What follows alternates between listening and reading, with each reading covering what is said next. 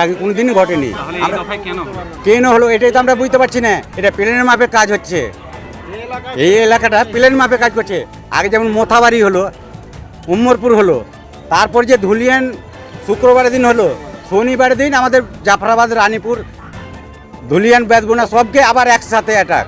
এখন আপনারা কি চাইছেন? আমরা এখন চাইছি এখানে একটা বিএসএফ ক্যাম্প চাই। সব থেকে আগে এটা, কিচ্ছু চাই না, আমরা টাকা পয়সা কিচ্ছু চাই না, বিএসএফ ক্যাম্পটা আমরা চাই। তারপর যা হবে হবে। কেন পুলিশের উপরে না পুলিশ ওই মোড়ে 6 ঘন্টা পরে আসতে পারে তো কী করবে পুলিশ? এমপি এমএলএ ঢুকছে পুলিশ, কি করবে পুলিশ? পুলিশ কি করবে? আমাদের সুরক্ষা দিতে পারবে? কিচ্ছুই পারবে না।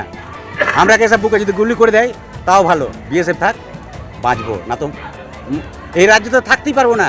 সেই দিন থেকে পরিস্থিতি বলতে সেদিন থেকে এখন পর্যন্ত পরিস্থিতি খুব খারাপ, এক কথায় যা বর্ণনা করা যায় না।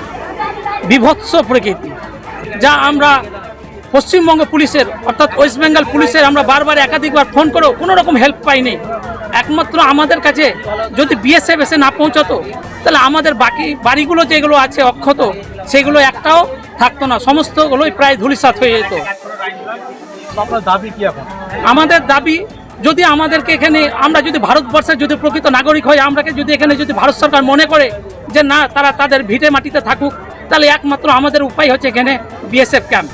বিএসএফ ক্যাম্প ছাড়া আমরা এখানে কোনো মতেই আমাদের থাকা আর সম্ভব নয় আমরা মনে করি।